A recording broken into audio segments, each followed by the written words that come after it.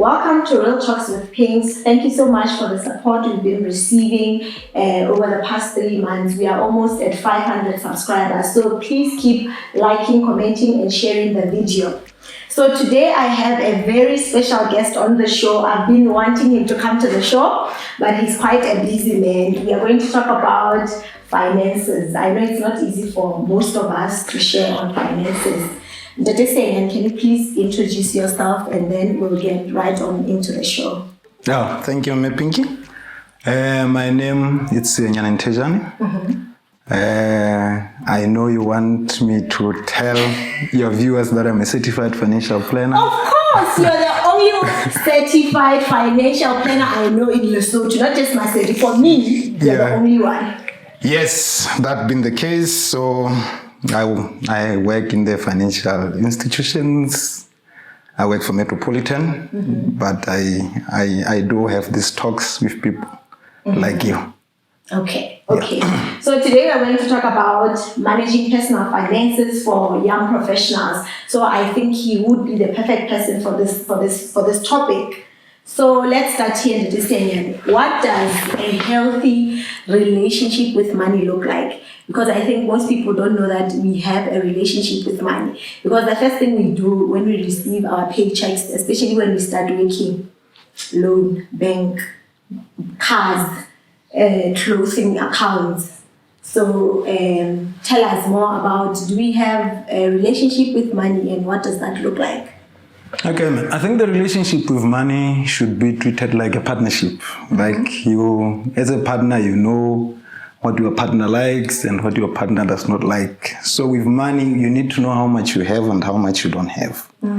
So that you know how far your commitments can go, and then what you can afford and what you cannot afford.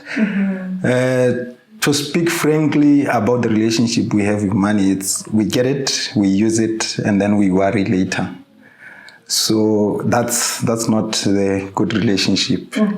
I think the first mistake we do is when we get into employment, one, we are reluctant to ask about a dummy pay slip.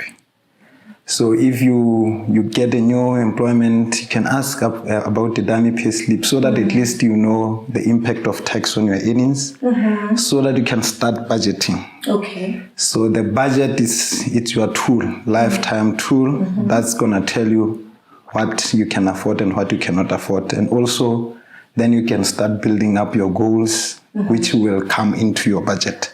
So all your goals should come into your budget. So money is an enabler.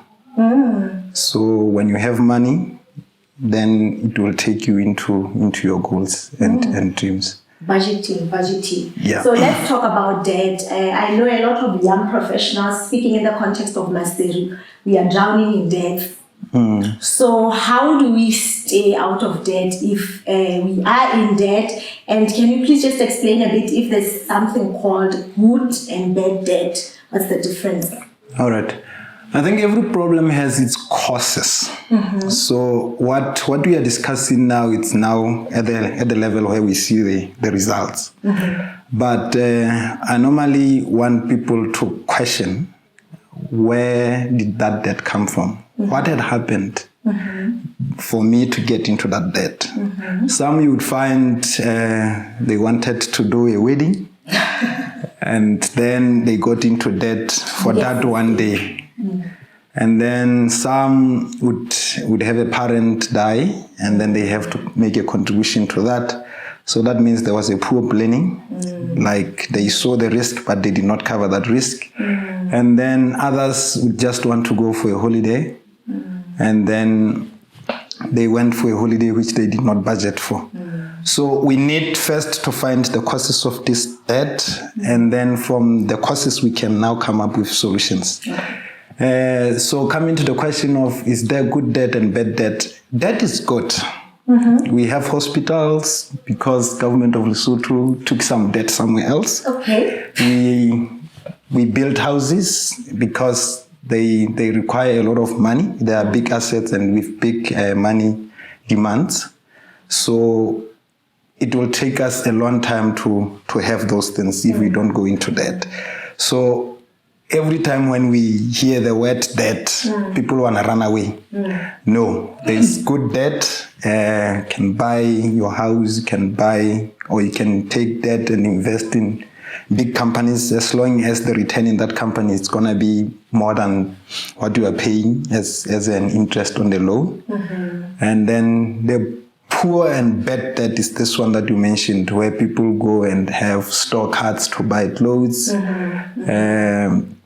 Like, to put it in general, a debt that you're still saving, but you're not enjoying any benefits out of it. It's a bad debt. That's a bad debt. If I'm not getting any returns or benefits. Yes. Okay. Yeah. Okay. No, that is fine.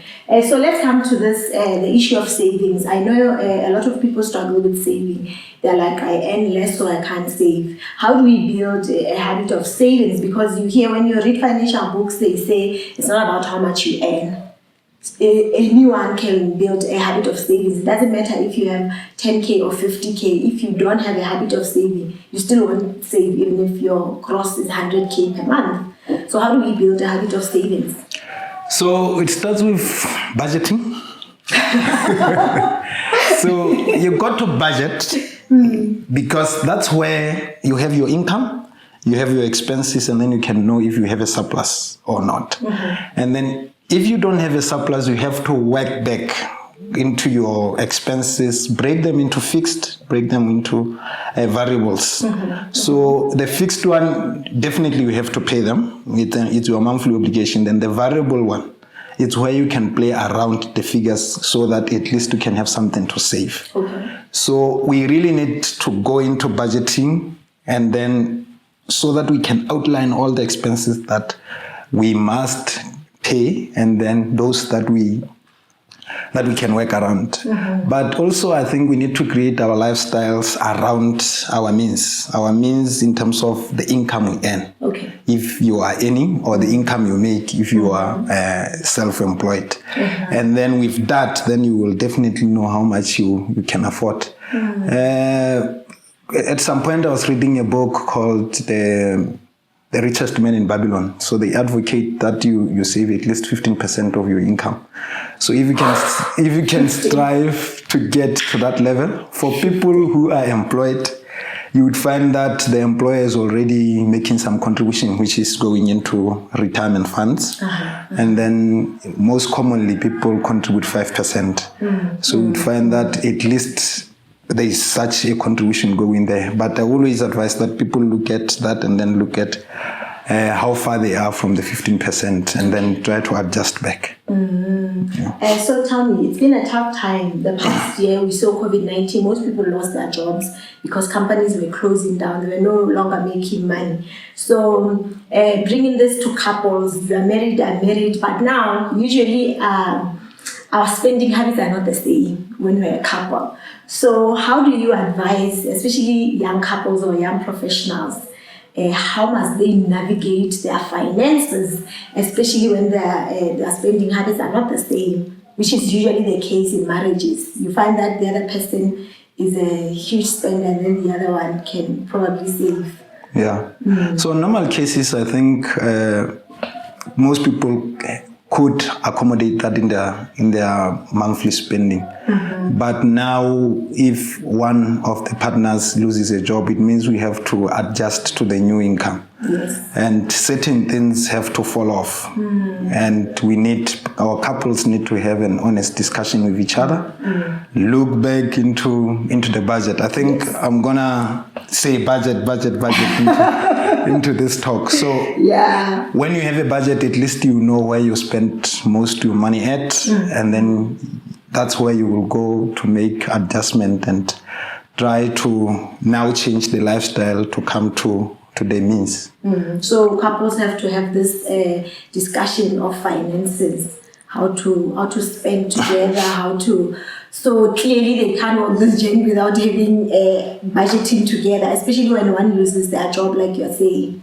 I think discussing finances in our families should happen even when we don't have a pandemic, because we have individual goals, and then we have household goals, And these two must work together. There should be a congruence between these two goals so that the harmony and the peace in the house can remain intact. Yes. So if they can't talk, then this is why you will find that you are planning on this other side, and then tomorrow when you try to execute, there is no longer money available for that. So we really should be talking about our finances. Men should give their wives their pay slips, and wives should give their men or their husbands pay slips. Did you hear that, pay slip? So there's this interesting initiative that you guys came up with. Can you tell us about the new initiative that you guys are doing? It's called Create 100 Millionaires over the next 10 years. Please explain more. Yeah, so this one it's targeted to the youth of Lesotho. Most often than we always look at government to provide solutions to us. So we are saying everyone that is working, let's take this one into our hands. Let's save for the future we want. We believe that when we have resources in our hands, we can also be able to change the economic policy of this country. So the big audacious goal here is to create 100 millionaires in Lesotho over 10 years. Wow. And what we are looking at is the objective is to improve savings and investment culture. Okay. So some will get into millions, some will not get into millions, but if we can all drive towards one goal, to increase the savings and the investment levels in Lesotho, we will get somewhere. So for you to have $1 million after 10 years, you would have to invest a minimum of 5,000 per month over that 10 years in an investment portfolio that's going to give you average return of 10%. Okay. So the drive is we are not going to invest into us. We are just asking you to choose your own portfolios, but invest with the goal to become a millionaire in the next 10 years. Oh, wow. This is amazing. I want to join. What do I do if I want to join the initiative? Who's also running the initiative? So the initiative is run by myself and Tukison Tebe and Munyani Nchaha. Okay. So these are people who are speaking about financial planning, trying to change the narrative in Lesotho, sharing information on financial literacy. So we're also trying to drive this. I think there is no benefit to us that's linked to us personally. We just want to change the culture of savings and investment. Like if you look at the country like South Africa that keeps statistics, about 6% of the population there will retire with adequate income. Oh, okay. So if out of that 59 million population, only 6% will retire with adequate income, it means the problem is huge. And I think it's the same in Lesotho. We may be at 6% or less, but we have to change it now. To change the future.